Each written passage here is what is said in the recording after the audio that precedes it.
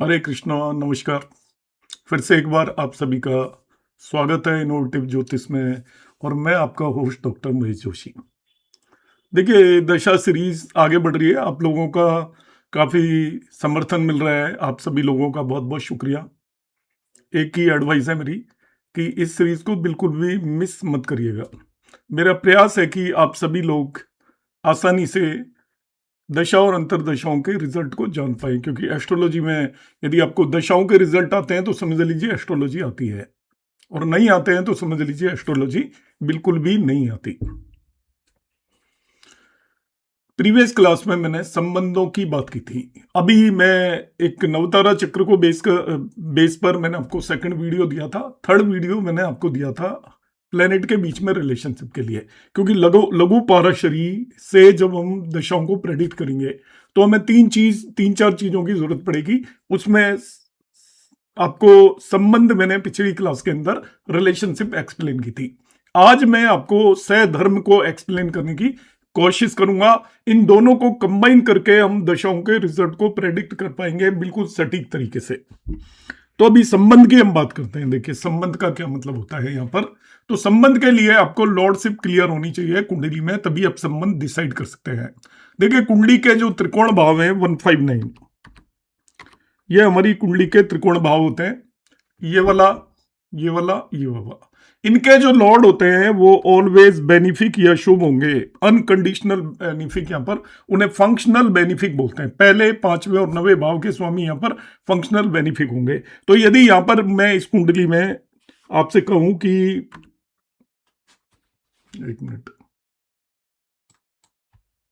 पहले, पांचवें और नवे भाव के स्वामी आपके अनकंडीशनल बेनिफिक होंगे, मतलब फंक्शनल बेनिफिक होंगे। तो इस केस में हम देखते हैं कौन फंक्शनल बेनिफिक बन रहा है। लग्न का स्वामी आपका शुक्र है, वो बेनिफिक है। वीनस को मैं यहाँ पे बेनिफिक लिख लेता हूं, because it is Lord of लग्न, फर्स्ट हाउस। इसके बाद आपका बेनिफिक दूसरा प्लेनेट कौन हो गया? फिफ्थ हाउस का। यहाँ पर फिफ्थ हाउस में 6 साइन है, तो उसका लॉर्ड जो है आपका, वो हो गया आपका फिफ्थ हाउस का लॉर्ड है, दैट इज मरकरी। तो मरकरी भी बेनिफिक हो गया यहाँ पर। Fifth lord as a Mercury as fifth lord, ये बेनिफिक हो गया। तीसरा आपका आएगा यहाँ पर नाइन्थ लॉर्ड, त्रिकोण का स्वामी है, वो आपका सैटर्न है। तो Saturn as a ninth lord, ये भी बेनिफिक हो गया। ये 3 प्लेनेट हमने यहाँ पर बेनिफिक निकाल लिए। लॉर्ड, फिफ्थ लॉर्ड और नाइन्थ लॉर्ड। एक ही प्लेनेट की एक से ज्यादा लॉर्डशिप होती है, ध्यान से समझना। दोनों लॉर्डशिप के लिए वो अलग अलग तरीके से बिहेव करेगा। त्रिकोण का स्वामी है तो बेनिफिक है। अब आते हैं हम केंद्र के स्वामियों के पास। तो केंद्र का स्वामी होगा चौथे, सातवें और 10वें भाव का स्वामी, वो न्यूट्रल होगा ऑलवेज। तो फोर्थ, सेवेंथ और 10th हाउस का स्वामी जो भी है वो न्यूट्रल होगा, कोई भी है वो। तो यहां पर फोर्थ हाउस का स्वामी देखिए, फोर्थ हाउस में कौन सी राशि है? 5। तो 5 का स्वामी जो है वो सूर्य है। सूर्य आपका फोर्थ हाउस का लॉर्ड है, फोर्थ हाउस का, इसलिए क्या हो गया आपका? न्यूट्रल हो गया। इसके बाद हम देख लेते हैं यहां पर सेवेंथ हाउस का स्वामी है वो मार्स है। तो सेवेंथ हाउस का स्वामी Mars as a seventh lord is neutral. इसके बाद आ जाते हैं हम यहाँ पर 10th हाउस का जो लॉर्ड है, उसमें 11 साइन है, उसका लॉर्ड हो गया सैटर्न। तो सैटर्न पहले देखिए बेनिफिक लिया था हमने एज ए 9th लॉर्ड। तो 10th लॉर्ड सैटर्न है, तो सैटर्न यहां पर as a 10th Lord neutral हो गया। इसके बाद आ जाते हैं हम और भावों पर। जो तीसरे और छठे और 11वें भाव के स्वामी को यहां पर, एज पर मैं लघु पाराशरी का कंसेप्ट बता रहा हूं, तीसरे, छठे और 11वें भाव के स्वामी को मेलिफिक बोलते हैं। 3, 6, 11 मेलिफिक है। 3, 6, 11 भाव के स्वामी मेलिफिक अशुभ ग्रह होंगे। तो तीसरे भाव का स्वामी इस केस में कौन है? 4 राशि है, तो चंद्रमा इस कुंडली के लिए मेलिफिक है। So moon as a third lord malefic हो गया। देखिए, इसके बाद आ जाते हैं हम, मून आपका मेलिफिक हमने डिक्लेयर कर दिया। इसके बाद यहां पर आपका वीनस जो एज ए लग्न लॉर्ड बेनिफिक था, वो मगर 6 लॉर्ड की तरह वीनस यहां पर क्या होगा? एज ए 6 लॉर्ड मेलिफिक होगा। अब आ जाता है आपका 11th लॉर्ड, वो जुपिटर है यहाँ पर, वो आपका 11th लॉर्ड जुपिटर भी मेलिफिक हो गया। Jupiter as a 11th lord malefic हो गया। ये नियमों में कोई कंफ्यूजन नहीं है, बिल्कुल सिंपल से नियम है कि त्रिकोण के स्वामी बेनिफिक होते हैं, केंद्र के स्वामी न्यूट्रल होते हैं। 3 6 11 3 साउंड हाउसेस, इन्हें 3 साउंड हाउसेस बोलते हैं। इनके लॉर्ड आपके ऑलवेज मेलिफिक होते हैं। अब आपके पास बच गए 3 यहाँ पर। 3 कौन कौन से बच गए यदि मैं ध्यान से देखूं तो आपका सेकंड लॉर्ड नहीं डिस्कस किया हमने, 12th लॉर्ड डिस्कस नहीं किया, 8th लॉर्ड डिस्कस नहीं किया। तो सबसे पहले मैं इन्हें एक्सप्लेन करूंगा, आपको ध्यान से समझ लीजिएगा। ये वैसे सेकंड और 12th लॉर्ड के लिए जो नाम दिया गया है वो दिया गया है सम, neutral. Second and 12th lord क्या होते हैं आपके? न्यूट्रल, सम होते हैं, सम, जिसे हम हिंदी में न्यूट्रल बोल सकते हैं, न्यूट्रल होते हैं वैसे, मगर ये न्यूट्रल नहीं होते। इनके नियम है सेकंड और 12th लॉर्ड के बारे में बात करने के नियम है। सेकंड एंड 12th लॉर्ड के अलग से नियम है जिन्हें अभी मैं डिस्कस करूंगा, और साथ ही साथ 8th लॉर्ड के लिए भी अलग से नियम है। 8th लॉर्ड, तो सबसे पहले 8th लॉर्ड की बात कर लेते हैं। 8th लॉर्ड के लिए पाराशर जी ने एक श्लोक दिया है कि रंद्रेशो न सुप्रधा, रंद्रेश बोलते हैं इसको, 8वें भाव का स्वामी कहलाता है रंद्रेश। ये छिद्र भाव है, रंध्र भाव है, खाली स्थान है, खाली जगह है आपकी, ठीक है। पाताल है, एक जगह से दूसरे छोर तक कहां अंत होता है इसका पता नहीं है। जैसे एक बहुत बड़ा कुआं हो, ऊपर से आपने जो चीज डाल दी वो कहां जाएगी किसी को नहीं पता, उस तरीके का 8वां भाव है। तो रंद्रेशो न शुभ प्रदय, 8वें भाव का स्वामी कभी भी शुभ नहीं होता। क्या होता है यहां पर? नियम दिया गया है अष्टमेश के लिए कि अष्टमेश कैसा होगा? 8th लॉर्ड उसकी दूसरी लॉर्डशिप पर डिपेंड करेगा। उस प्लेनेट की किस पर डिपेंड करेगा? दूसरी लॉर्डशिप पर। देखिए दूसरी लॉर्डशिप क्या होगी यहां पर, देखिए अष्टमेश कौन है इस केस में?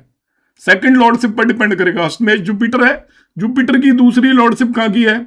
11वें भाव की, वो अशुभ है। अभी हमने निकाला Jupiter as a 11th lord malefic है, इसलिए Jupiter as a 8th lord भी मेलिफिक होगा। यहाँ पे 8th लॉर्ड जुपिटर है, वो क्या हो जाएगा आपका? मेलिफिक।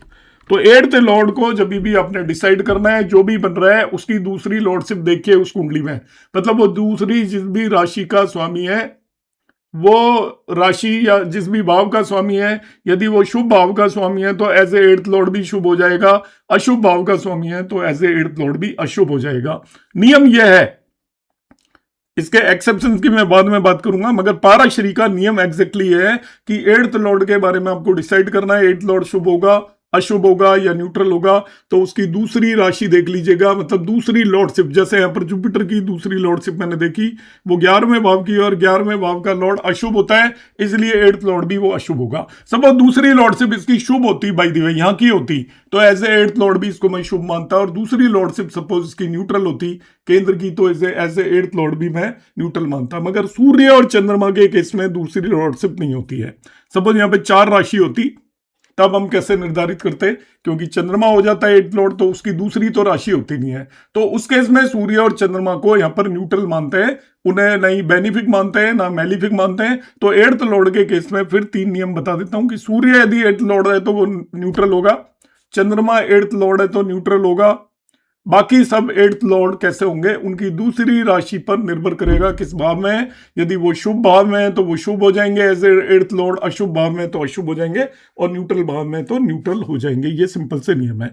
तो यहाँ पे 8th लॉर्ड जुपिटर आपका ये मेलिफिक हो गया। अब आ जाते हैं हम, और मेलिफिक जुपिटर भी देख लिया आपने। अब सेकंड और 12th लॉर्ड के नियमों की बात करते हैं। दोनों एक जैसे नियम है, वैसे न्यूट्रल माने जाते हैं। सेकंड एंड 12th लॉर्ड के लिए पहला नियम लगता है पर सहचार्य का नियम। ध्यान से सुनिएगा, आपको यहां पर सेकंड लॉर्ड कौन है जरा देख लेते हैं हम। सेकंड लॉर्ड यहां पर मरकरी है और 12th लॉर्ड यहां पर मार्स है। तो as a 12th lord Mars कैसा होगा या as a 12th second lord Mercury कैसा होगा? तो पहले सेकंड लॉर्ड देख लेते हैं। पर सेकंड लॉर्ड है हमारा मरकरी। अब ये मेलिफिक होगा, बेनिफिक होगा, न्यूट्रल होगा। देखिए क्या नियम है, पर सहचार्य का नियम लगता है सबसे पहले। यदि ये किसी के साथ जाकर बैठा हुआ है, जिसके साथ जाकर बैठा हुआ है वो जैसा है वैसा ही ये हो जाएगा, इसको बोलते हैं पर सहचार्य का नियम। तो यहां पर देखिए मरकरी है, मरकरी जाकर बैठा हुआ है, पर सहचार्य का नियम लग जाएगा इसके ऊपर। मरकरी किसके साथ बैठा हुआ है? सैटर्न के साथ बैठा हुआ है। सैटर्न यहां पर एक्चुअली योग कारक ग्रह है। इसके अंदर योग कारक की डेफिनेशन भी बता देता हूं मैं आपको। कोई भी ग्रह एक साथ केंद्र और त्रिकोण दोनों का स्वामी हो जाए उसे योग कारक बोलते हैं। केंद्र का भी स्वामी हो जाए, त्रिकोण का भी एक साथ। जैसे यहां पर देखिए सैटर्न त्रिकोण का भी स्वामी है, केंद्र का भी स्वामी है, तो ये योग कारक हो गया आपका, बेनिफिक हो गया। तो यहां पर देखिए परसैचार्य का नियम लग रहा है मरकरी पर। जिसके साथ जाकर बैठा वो उसकी जो भी जैसा भी वो ग्रह है अपना आप में उस तरीके का मरकरी हो जाएगा। तो यहां पर सैटर्न योग कारक है, मतलब बेनिफिक है, तो Mercury as a second lord benefic होगा। देखिए मरकरी बेनिफिक हो गया यहां पर। यदि ये किसी के साथ नहीं बैठा होता, एक एग्जांपल ले लेता हूं, किसी के साथ नहीं बैठा होता, सपोज यहां बैठा होता अकेला, साथ में नहीं बैठा होता, तब स्थानांतरित गुणता का नियम लगता है। स्थानांतरित गुणता का नियम, ये सेकंड नियम है आपका। ये नियम क्या कहता है कि जब वो किसी के साथ नहीं बैठा हो तो उसकी अपनी सेकंड लॉर्डशिप पर डिपेंड करेगा। जैसे एट्थ लॉर्ड के लिए हमने निर्धारित किया था वैसे ही करना पड़ेगा। कि सपोज मरकरी यहां पर बैठा होता तो वो मरकरी यहां पर हम कैसे डिसाइड करते हैं, ये किसी के साथ बैठा हुआ नहीं है, एज ए ये सेकंड लॉर्ड क्या होगा, तो इसकी दूसरी राशि कहां पर गई हुई है, दूसरी राशि इसकी त्रिकोण में गई हुई है, तो त्रिकोण का स्वामी बेनिफिक होता है, तो एज ए सेकंड लॉर्ड भी मरकरी को बेनिफिक मानेंगे। तो नियम को मैं फिर रिपीट कर देता हूं। सेकंड लॉर्ड और ट्वेल्थ लॉर्ड दोनों के लिए एक जैसे नियम है। उसमें हम क्या डिसाइड करते हैं, सबसे पहले देखते हैं वो जिसके साथ जाकर बैठा है, यदि वो शुभ है तो ये एज ए सेकंड लॉर्ड या ट्वेल्थ लॉर्ड शुभ हो जाएंगे। जैसे यहां पर मरकरी देखिए सैटर्न के साथ बैठा है और सैटर्न शुभ है, तो इसको हमने शुभ मान लिया, बेनिफिक। अकेला बैठा है तो उसकी दूसरी लॉर्डशिप पर निर्भर करेगा, बस सिंपल सा नियम यह है।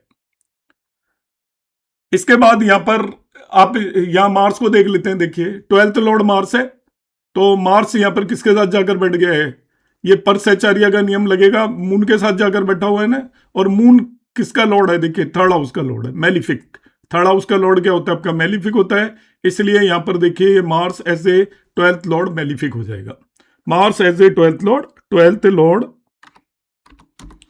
मार्स मेलिफिक हो गया। देखिए हमने यहां पर सबकी लॉर्डशिप निकाल ली है, जितने भी प्लेनेट हैं सब पता चल गए, एज ए कौन सा लॉर्ड कौन सा प्लेनेट बेनिफिक है, कौन सा प्लेनेट मेलिफिक है, सबका यहां पर पता लग चुका है। सूर्य और चंद्रमा जब सेकंड लॉर्ड ट्वेल्थ लॉर्ड हो जाते हैं तो यदि जिसके साथ बैठे हैं उसकी तरह होगा, और यदि वो किसी के साथ नहीं बैठे हुए हैं तो वो जिस भाव में बैठे हैं उसकी तरह बिहेव करेंगे। वो फिर जिस भाव में बैठे हुए हैं वहां पर स्थानांतरण गुणत्व के केस में हम ले लेंगे जिस भी हाउस के अंदर बैठे हुए हैं। और सूर्य चंद्रमा जब एक दूसरे के भाव में जाकर बैठ जाए, सपोज यहां पर आपका ट्वेल्थ लॉर्ड होकर वो सेकंड हाउस में जाकर बैठ जाए सूर्य अकेला, और या वो आपका सेकंड लॉर्ड होकर 12वें भाव में जाकर बैठ जाए, तब उन्हें हम न्यूट्रल मान कर चलेंगे, सम मानकर चलेंगे, ना ही बेनिफिक मानेंगे ना ही मेलिफिक मानेंगे। तो सूर्य के केस में नियम थोड़े से बदल जाते हैं। अब यहां पर हम और बात करेंगे। देखिए राहु और केतु को अभी तक हमने नहीं डिसाइड किया था इस केस में। तो राहु और केतु आपका प्लेसमेंट में जहां पर बैठे होते हैं अपने डिस्पोजिटर की तरह बिहेव करते हैं। वो डिस्पोजिटर का मतलब जिस जगह पर जाकर बैठेंगे वहां के स्वामी की तरह मान लीजिए होते हैं, बस सिंपल सा नियम है आपका। तो यहां पर इस केस में देखिए राहु को मैं देखता हूं तो राहु आपका एक तरीके से लग्न में बैठा हुआ है इस केस में, तो लग्न के स्वामी की तरह होगा, so it is a benefic planet.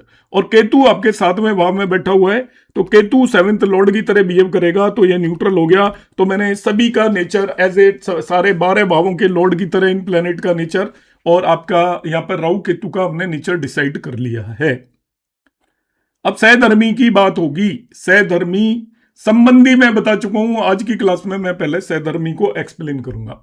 जब आपको सहधर्मी समझ में आ जाएगा फिर हम सहधर्मी और संबंधी को मिलाकर एक दशा के अंदर अंतर दशा के किस तरीके के रिजल्ट आएंगे वो समझेंगे। तो आप इस चीज को लॉर्डशिप को बहुत सीरियसली लीजिए। जिसको लॉर्डशिप नहीं आती वो दशा के अंदर अंतर दशाओं का रिजल्ट नहीं निकाल सकता लघु पाराशरी नियम पर। और लॉर्डशिप में आप सेकंड लॉर्ड, ट्वेल्थ लॉर्ड और 8th लॉर्ड पर ज्यादा फोकस करिए। उनके नियम अलग हैं, बाकी के तो सीधे सीधे हैं कि त्रिकोण के स्वामी बेनिफिक होते हैं, केंद्र के स्वामी न्यूट्रल होते हैं, 3, 6, 11 के स्वामी आपके अशुभ होते हैं। ये नियम क्लियर है। सेकंड एंड ट्वेल्थ लॉर्ड के लिए अलग से नियम है। मगर आपको ये बता देता हूं सेकंड और ट्वेल्थ लॉर्ड में आपको कुछ भी ध्यान नहीं आ रहा है तो आप उन्हें न्यूट्रल मान लीजिए।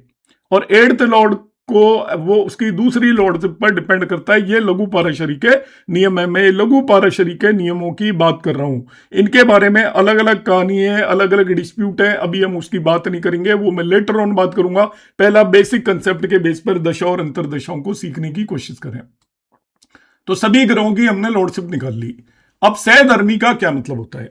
अब ध्यान से समझेंगे, मैं एक एग्जांपल लेता हूं। सहधर्म, सहधर्म क्या होता है? सहधर्म, सहधर्म बोलते हैं उसको, सहधर्म, एक जैसे धर्म वाले। अब एक जैसे धर्म वाले कौन होंगे? देखिए 159 बेनिफिक है, ये तीनों एक जैसे संत हैं, तीनों महात्मा है। तो फर्स्ट लॉर्ड, फिफ्थ लॉर्ड और नाइन्थ लॉर्ड को सहधर्मी मानेंगे। यहां पर सहधर्मी कौन हो जाएगा? As a first lord Venus, as a fifth lord Mercury, as a ninth lord Saturn. ये सहधर्मी है, इनका एक जैसा धर्म है।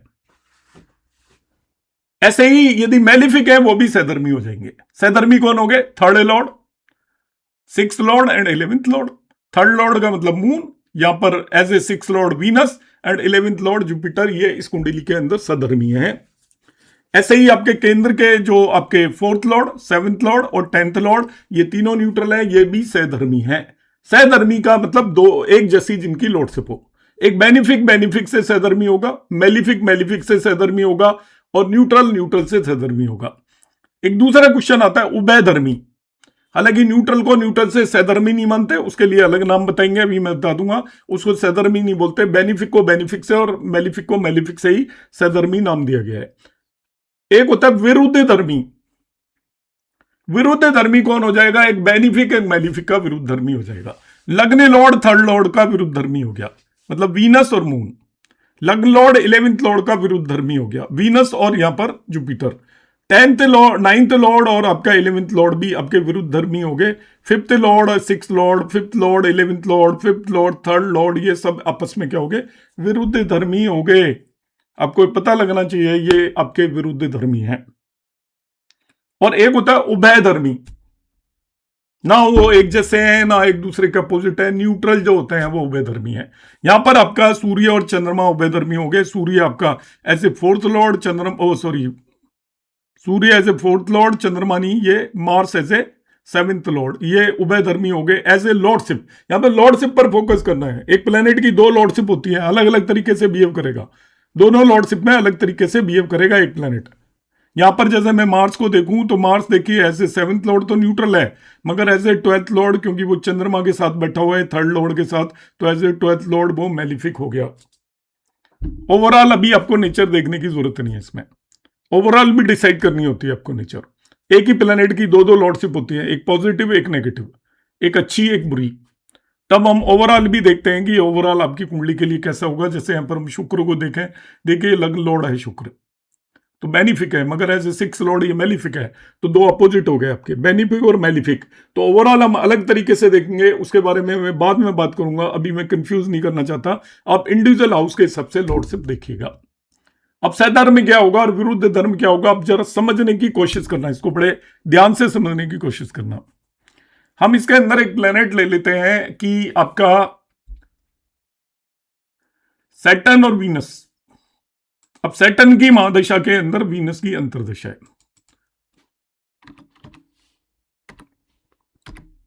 हालांकि सैटर्न वीनस के लिए अलग नियम होते हैं, उस पर हम बाद में बात करेंगे।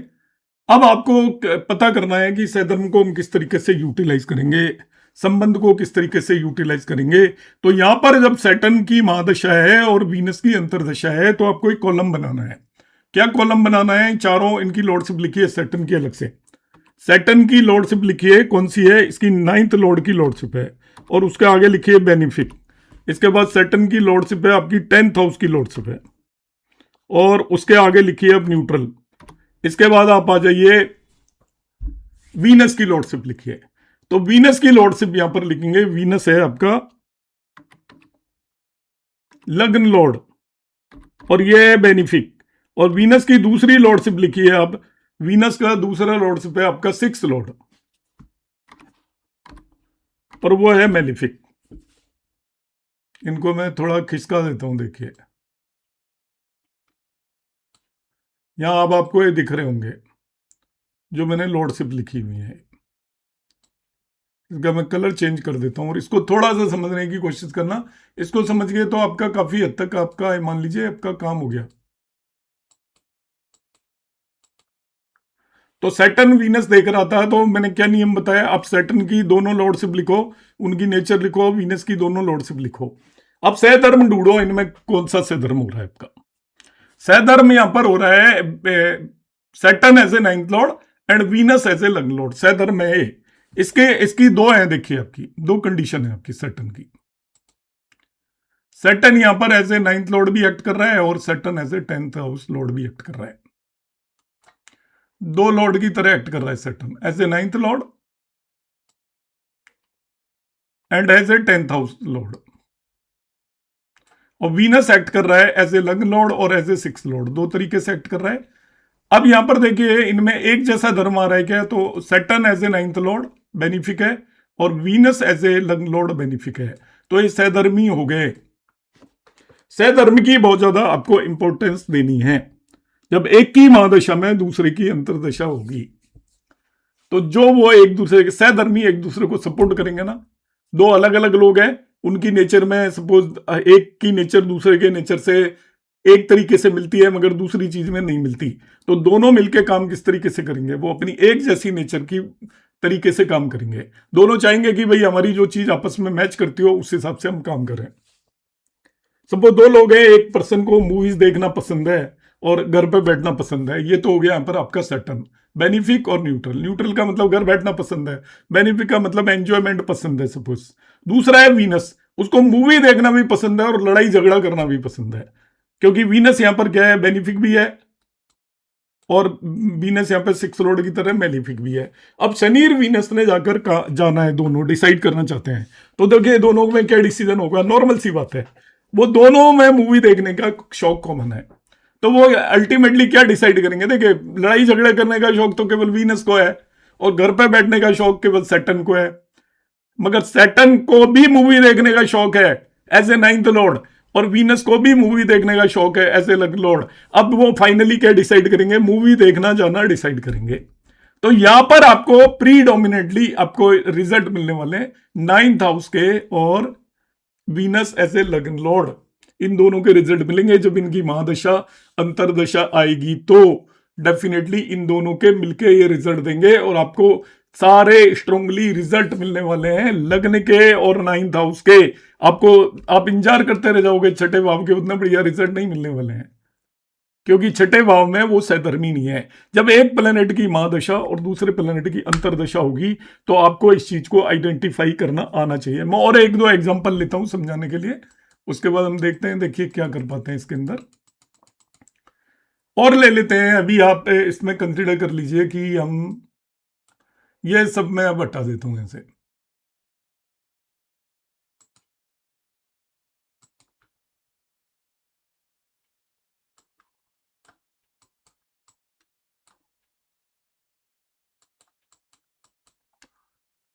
ये सारी चीजें हम हटा देते हैं, चलो ले लेता हूं, इसको मिटाने में थोड़ा दिक्कत हो रही है। तो हम यहां पर दशाएं ले लेते हैं और एक कॉम्बिनेशन हम कंसीडर कर लेते हैं। सैटर्न में आपका सपोज मरकरी में जुपिटर की दशा आ रही है, पर मरकरी यहां पे मेलिफिक नहीं है, मैं एक मेलिफिक प्लेनेट कंसीडर करना चाह रहा था। यस, अब देखिए मार्स में जुपिटर की दशा आ रही है, जुपिटर में मार्स की। अब हम यहां पर जुपिटर में मार्स की दशा देखना चाहते हैं। देखिए तो आपको बिल्कुल सिंपल से नियम है, यहाँ पर जुपिटर को देख लीजिए किन किन भावों का लॉर्ड है। Jupiter as a 11th Lord है, इसका साइन जुपिटर का देखिए यहाँ पे 11वें भाव में। देखिए लॉर्डशिप का कोई मतलब नहीं होता प्लेनेट कहाँ पर बैठा हुआ है, बहुत सारे लोग इसको बार बार ले आते हैं लॉर्ड फिर के, केवल 2nd लॉर्ड और 12th लॉर्ड के केस में कहाँ पर बैठा है वो हम देखते हैं, बाकी किसी केस में वो कहाँ पर बैठा है उससे कोई भी मतलब नहीं है। मेलिफिक और बेनिफिक का भी इस बात से कोई लेना देना नहीं है कि वो आपकी कुंडली में कहां पर जाकर बैठा हुआ है। ठीक है, अब जुपिटर की जब मैं देखूंगा लॉर्डशिप, तो यहां पर मैं नहीं देखूंगा जुपिटर कहां पर बैठा है, उससे कोई मतलब नहीं है इस बात का लॉर्डशिप का। जुपिटर 11वें भाव का लॉर्ड है, 11th लॉर्ड, वो मेलिफिक होगा ही होगा, चाहे कहीं जाकर बैठ जाए वो। और इसी तरीके से दूसरी इसकी लॉर्डशिप है 8वें भाव की। तो मैंने अभी नियम बताया था एज ए 8th लॉर्ड इस पर डिपेंड करेगा कि उसकी दूसरी राशि जिस भाव में है या दूसरी लॉर्डशिप क्या है। तो यहां पर Jupiter as a 8th lord आपका डिपेंड करेगा 11th लॉर्ड की तरह। 11th लॉर्ड ये मेलिफिक है, इसलिए Jupiter as a 8th lord भी मेलिफिक होगा। 8th लॉर्ड मतलब इसकी 8वें भाव में 9 साइन है, तो हम कैसे डिसाइड करेंगे कि एज ए 8th लॉर्ड क्या होगा, तो हम इसकी दूसरी राशि को ढूंढेंगे, वो मेलिफिक भाव में है, 11वें भाव में है, तो एज ए ये 8th लॉर्ड भी मेलिफिक हो गया। अब मार्स को देखते हैं। मार्स, यहां पर जुपिटर में मार्स की दशा को देखेंगे तो मार्स को देखेंगे एज ए 7th लॉर्ड, वो न्यूट्रल होगा। 7th लॉर्ड हमेशा न्यूट्रल होता है। एज ए 12th लॉर्ड देखना है। अब एज ए 12th लॉर्ड और 2nd लॉर्ड देखना हो तब हम उसका प्लेसमेंट देखते हैं, बाकी कभी भी नहीं देखते बस। तो यहां पर एज ए ये आपका 12th लॉर्ड मार्स बैठा हुआ है मून के साथ, ये यहां पर लगेगा पर सहचार्य का नियम, मतलब मून जिसके साथ बैठा है वो जैसा होगा वैसा ही हो जाएगा। संगत का असर, बेनिफिक के साथ बैठा है बेनिफिक, मेलिफिक के साथ बैठा है मेलिफिक, तो ये 3rd लॉर्ड के साथ बैठा हुआ है। 3rd लॉर्ड कौन है? मून। ऐसे 3rd लॉर्ड मून मेलिफिक होगा। अभी मैंने बताया था 3, 6, 11 के लॉर्ड मेलिफिक होते हैं, तो ये आपका यहां पर मार्स मेलिफिक हो गया। अब जुपिटर में मार्स की दशा है तो अब हम लगाएंगे सहधर्म ढूंढेंगे। जुपिटर मेलिफिक है एज ए 11th लॉर्ड, लड़ाई झगड़े पसंद है, कुश्ती करना पसंद है, इसको गुंडागिर्दी करना पसंद है जुपिटर को एज ए 11th लॉर्ड। और जुपिटर को एज ए 8th लॉर्ड भी कुश्ती करना पसंद है, रेसलिंग, गुंडागिर्दी पसंद है, बदमाशी करना पसंद है। तो जुपिटर का ये नेचर है इस कुंडली में। क्या आपको बीमार करने का शौक है? से आपकी कुंडली में है जुपिटर मेलिफिक तो वो आपको बीमार करेगा, टांग तोड़ देगा, सर दर्द कर देगा और प्रॉब्लम ले आएगा आपके लिए, सडन लेस ले आएगा, एक्सीडेंट करा सकता है, इस तरीके की चीजें करेगा। इसकी नेचर है कि ये करना चाहता है। अब आ जाते हैं मार्स पर। मार्स आपका as a 7th Lord neutral है, वो कुछ नहीं करना चाहता, ना आपका अच्छा करना चाहता है ना बुरा करना चाहता है, बेड पे पड़े रहना चाहता है, मजे करना चाहता है, सोते रहना चाहता है, बस ना अच्छा करेगा ना बुरा करेगा। मगर as a 12th lord Mars malefic है, तो Mars as a 12th Lord वही लड़ाई झगड़ा करना चाहता है, कुश्ती करना चाहता है, आपको बीमार करना चाहता है। अब इन दोनों की आपकी दशा और अंतरदशा होगी। ये दो दोस्त हैं, दो मिलने वाले हैं, जिन्होंने मिलके काम करना है, जिन्होंने मिलके प्लान बनाना है। तो अब वो क्या करेंगे? जो एक जैसी जिसपे सोच मिलेगी उन दोनों की वैसा काम कर जाएंगे अंत में। तो एक जैसी सोच कहां मिल रही है? जिसे हम सहधर्म बोलते हैं। ये भी मेलिफिक है, लड़ाई झगड़ा कुश्ती दंगे बदमाशी करना चाहता है। Mars as a 12th Lord बदमाशी करना चाहता है। तो अब ये सहधर्म हो गया इनका, ये तो दोनों ही एक तरीके से 12th से। तो यहां पर जब जुपिटर में मार्स की दशा आएगी तो आपको 11th, 8th और 12th हाउस के मेनली रिजल्ट मिलेंगे। 7th हाउस के आप इंतजार करते ही रह जाना। तो अक्सर लोग कहते हैं ना शादी होगी अब इसकी, 7th लॉर्ड की दशा आ गई। भाई साहब वो महादशा को आपने देखा ही नहीं। महादशा और अंतरदशा में दोनों में क्या सहधर्म बन रहा है? मेनली वो रिजल्ट मिलेंगे, 7th हाउस के रिजल्ट नहीं के बराबर मिलेंगे, क्योंकि जुपिटर और मार्स जो सहधर्म है दोनों ने प्लान बना लिया अपने जैसे, दोनों के विचार जिन चीजों में मिलते थे उस चीज को ये प्रीडोमिनेटली करेंगे। उम्मीद है आपको ये कंसेप्ट समझ में आ गया होगा।